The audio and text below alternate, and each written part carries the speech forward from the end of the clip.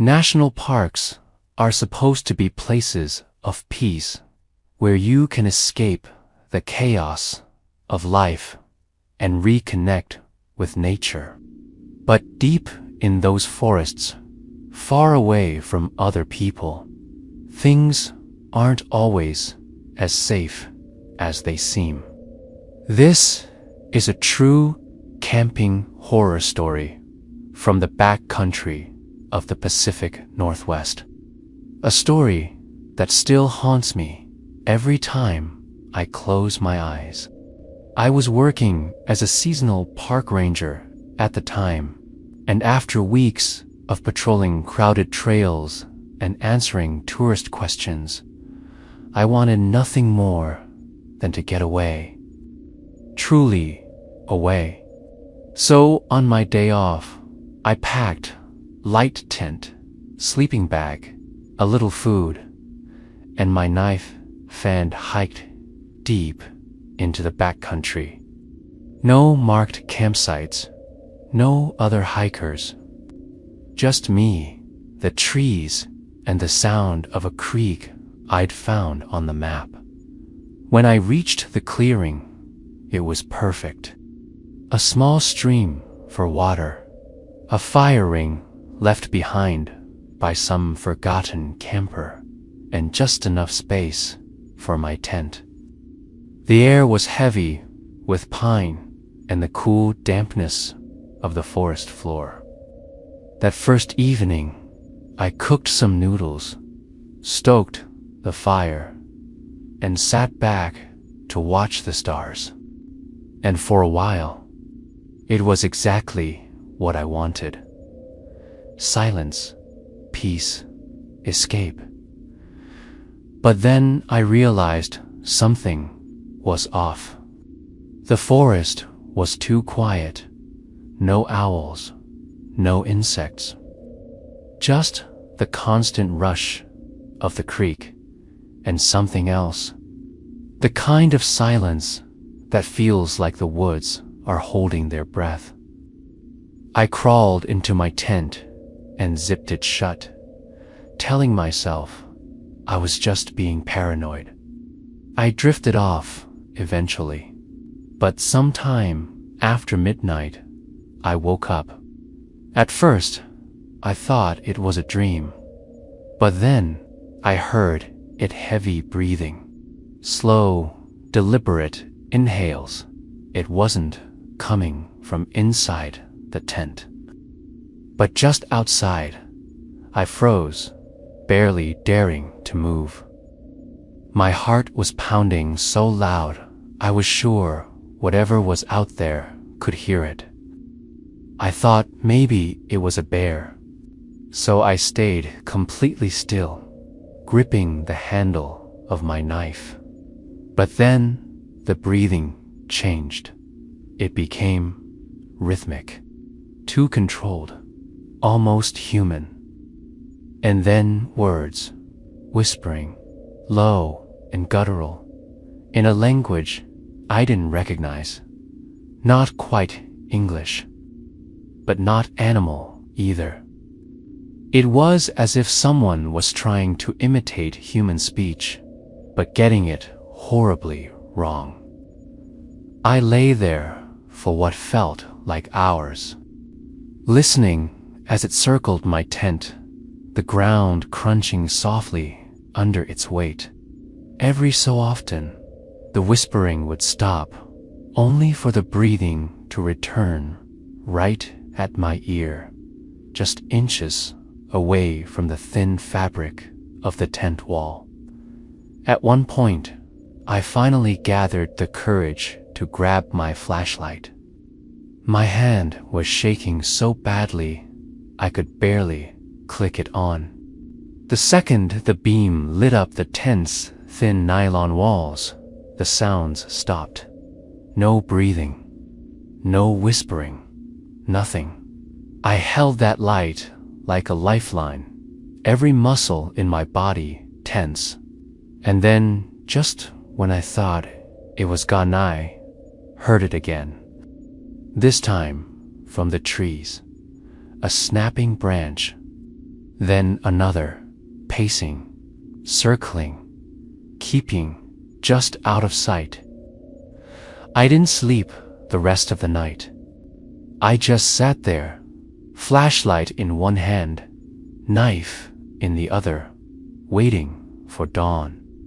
As soon as the first rays of light hit the forest floor, I packed up camp as fast as I could and practically ran back toward the trailhead.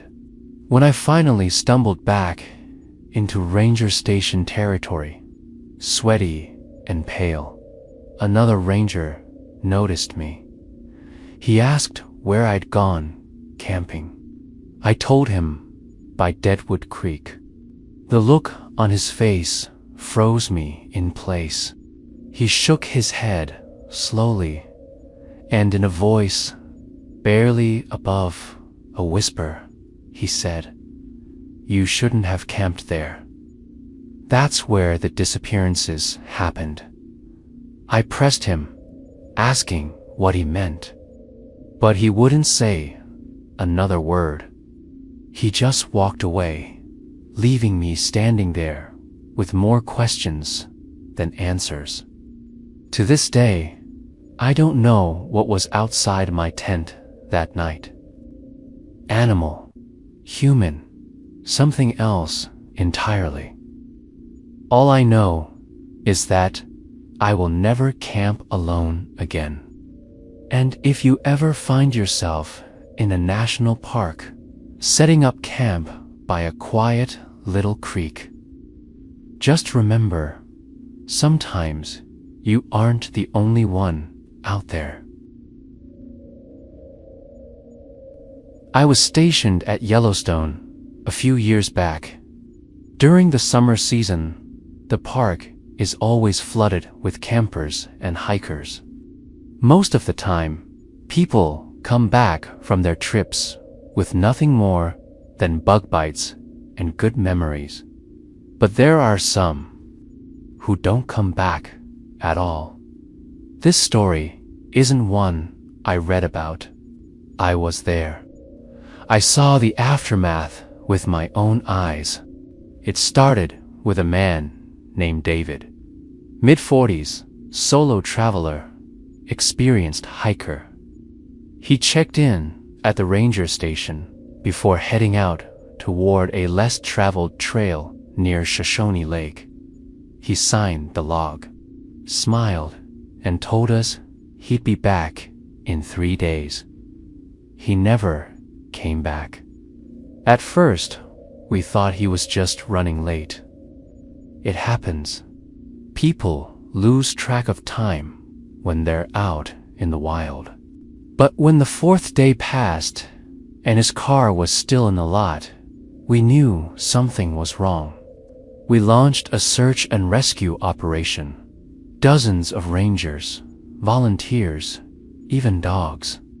The trail he took was clear enough, and for the first few miles, we found his boot prints.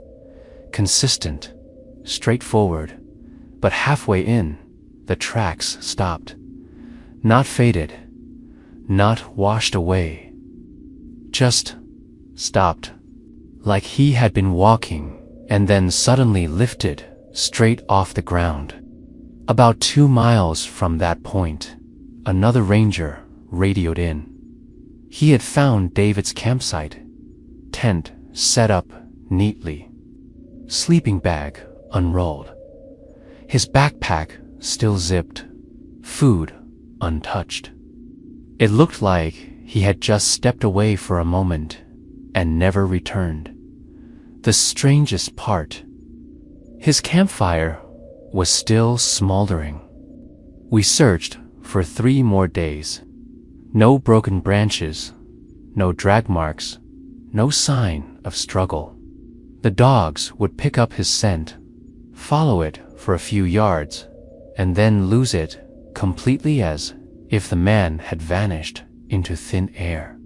On the final night of the search, I was assigned to stay near his campsite in case he returned. The forest was unnervingly still, the kind of silence that presses down on you.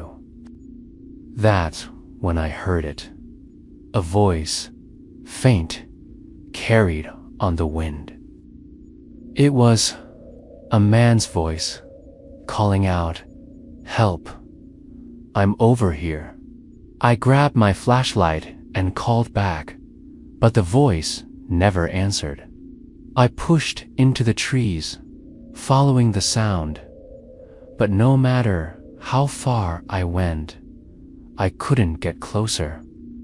The voice always stayed just out of reach. When I finally stopped, I realized something that froze my blood. The voice wasn't moving away from me. It was circling me. At dawn, I returned to the campsite shaken and exhausted. The search was officially called off a week later. David's body was never found.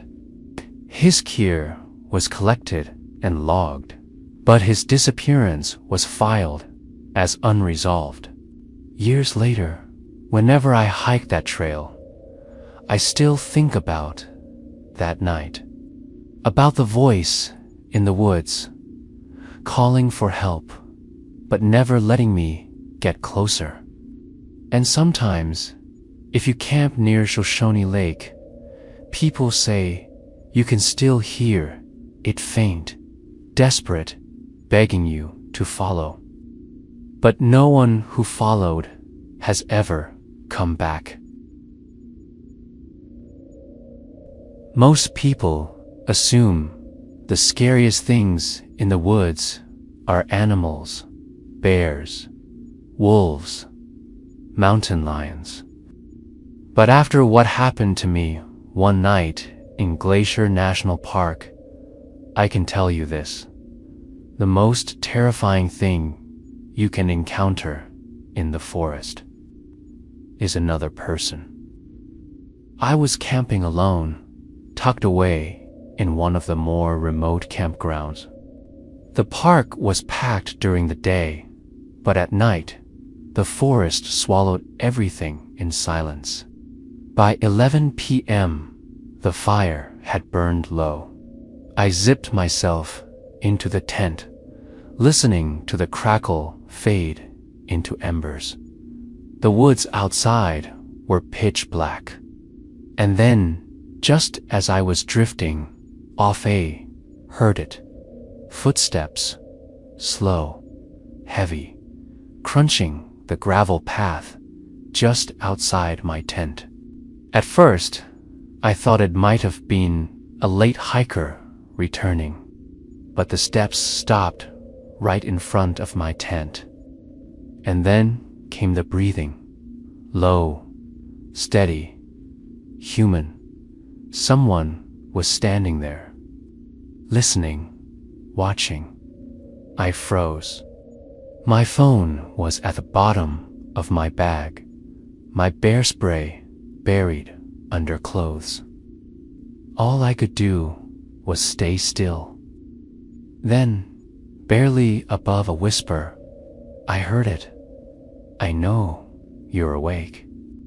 My blood ran cold. I didn't move, didn't breathe. Minutes passed like hours. The shadow outside didn't budge. And then, finally, the footsteps started again, slow, fading into the trees. By morning, I told myself I'd imagined it, that I was just paranoid. But when I stepped outside, the ground told a different story. Fresh boot prints circled my tent, over and over. Whoever it was, they hadn't just stood outside. They'd walked around me again and again for hours. When I reported it at the ranger station, the ranger's face went pale. He told me I wasn't the first. Other campers had reported the same thing. A stranger walking the campgrounds at night, stopping at tents, whispering through the fabric. But no one had ever caught him. The rangers had a nickname for him, the Midnight Prowler. And he was still out there,